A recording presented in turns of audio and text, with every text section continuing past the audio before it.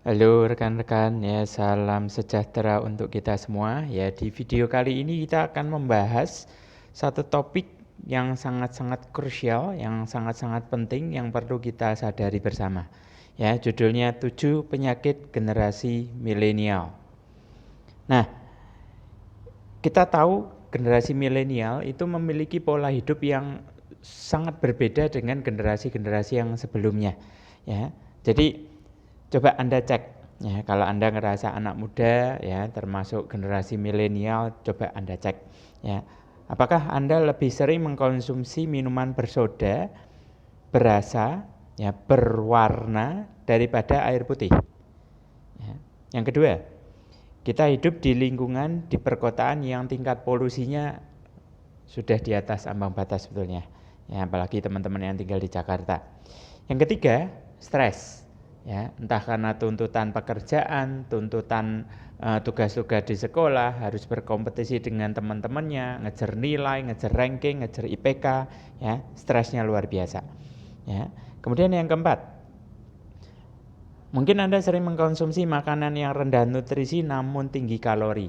Ya, contohnya kita tahu ada junk food, ada fast food, ya, yang fried chicken gitu, yang bentuknya burger, ya, makanan-makanan kekinian yang membuat Anda diakui eksis, ya, sebagai generasi yang modern, generasi yang tidak ketinggalan zaman, bukan generasi jadul, tetapi sayangnya makanan-makanan itu sangat rendah nutrisinya, ya, justru kandungan kalori, minyak, lemak dan gulanya begitu tinggi. Kemudian masih olahraga enggak? Ya, jarang sekali yang masih berolahraga. Ya, belum lagi nanti ketambahan radiasi dari gadgetnya. Karena kita tahu generasi milenial kalau sudah main game itu, aduh, susah disuruh ngapa-ngapain lagi. Ya, nempel aja dengan gadgetnya. Ya, kemudian terlalu lama bermain gadget, ya, mantengin matanya dengan gadgetnya. Selain kena radiasi, matanya juga kena, ya. Nah, sering begadang enggak? Kalau sudah asik chatting sama temannya, asik ngegame, biasanya juga malam-malam tidurnya. Dan yang terakhir kebiasaan merokok. Ya. Supaya apa? Supaya diakui lebih jantan gitu, ya, lebih eksis gitu. Ya. Nah, ingat ini pola hidup generasi milenial yang berdasarkan pengamatan kami seringkali dilakukan oleh anak-anak muda. Nah, ada 7 masalah yang akan muncul. Ya, yang pertama adalah mata minus, rabun jauh. Ya. Kalau main gadget kan udah kan, makin deket makin asik gitu kan. Ya. Nah, kebiasaan main game di gadget sampai berjam-jam. Ya. Nah, celakanya sambil tiduran. Ya, sehingga sirkulasi darah ke otak juga menjadi terhambat. Ya. Nah, makin lama makin tebal kacamatanya. Ya. Minus ya, biasa ngelihat deket, kemudian dipaksa ngelihat jauh, ya, pandangannya makin lama makin kabur, ya, rabun jauh, mata minus. Yang kedua, ancamannya adalah obesitas alias kelebihan berat badan, bukan overweight lagi, tapi cenderung obesitas. Ya, nah, kenapa kok terjadi obesitas? Ya karena pola makannya berlebihan kalori tadi, banyak yang manis-manis, banyak yang gorengan, lemak, ya, sementara males gerak.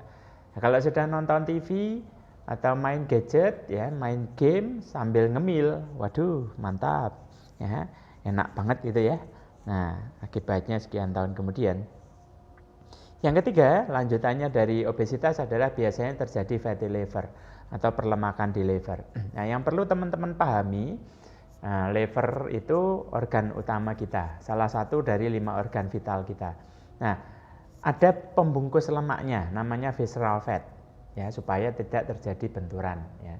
Nah, tetapi kalau kita kelebihan berat badan, kemudian trigliseridnya cenderung tinggi, ya, karena kalori yang berlebihan itu disimpan oleh tubuh dalam bentuk trigliserid, lama-lama akan numpuk di organ utama kita, ya. Jadi visceral fatnya makin lama makin tebal. Yang tadinya kalau tipis itu membantu sekali, tapi kalau visceral fatnya terlalu tebal, itu justru akan mengganggu kerja organ kita.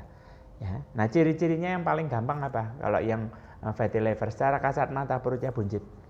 Ya, itu kalau di USG atau mungkin di belah perutnya, ya, dilihat levernya, nah itu kuning-kuning ya. Kayak kalau Anda nyembelih ayam, ya, ayam yang gemuk gitu ya. Nah, itu di jeroannya itu ada kuning-kuningnya. Nah, kira-kira perut kita juga seperti itu tuh. Ya, fatty liver. Yang berikutnya, yang keempat, diabetes. Ya. Kenapa kok diabetes? Ya karena konsumsi karbohidrat dan gula yang berlebihan.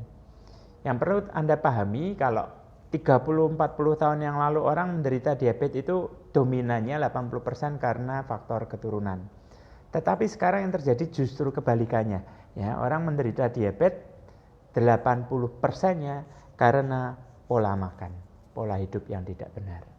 Ya, meskipun orang tuanya tidak diabetes, simbahnya tidak diabetes, tapi karena polanya salah, akhirnya dia menderita diabetes. Yang kelima, konsekuensi dari pola makan yang salah, kolesterol dan trigliseridnya meningkat. Bukan hanya kolesterol totalnya, tapi LDL-nya juga ikut naik. Ya, karena kolesterol total, LDL, trigliserid itu semakin tinggi, semakin jahat justru. Karena kekentalan darah kita juga akan meningkat.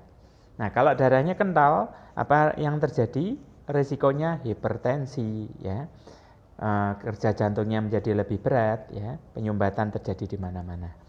Dan itu berakibat di yang keenam, ya, jantung koroner dan stroke. Ya.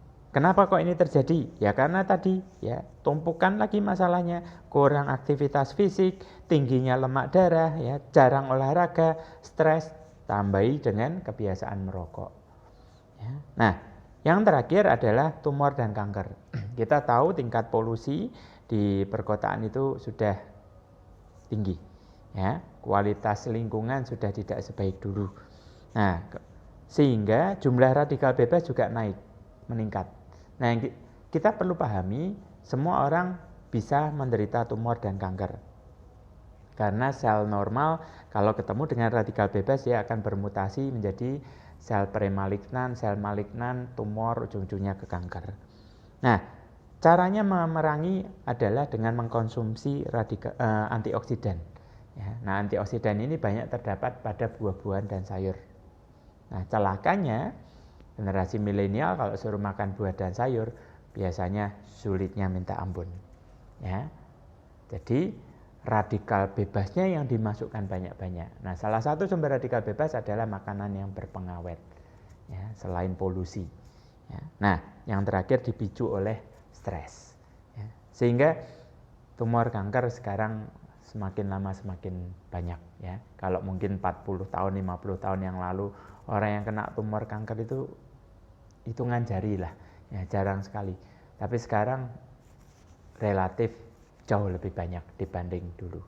Baik, ini 7 penyakit yang mengancam generasi milenial. Jadi yuk sebagai orang tua kita sadar diri, kita aware, ya, kita memperingatkan anak-anak kita, mengarahkan mereka memiliki pola hidup yang baik dan sehat. Oke, salam sehat, sukses untuk kita semua.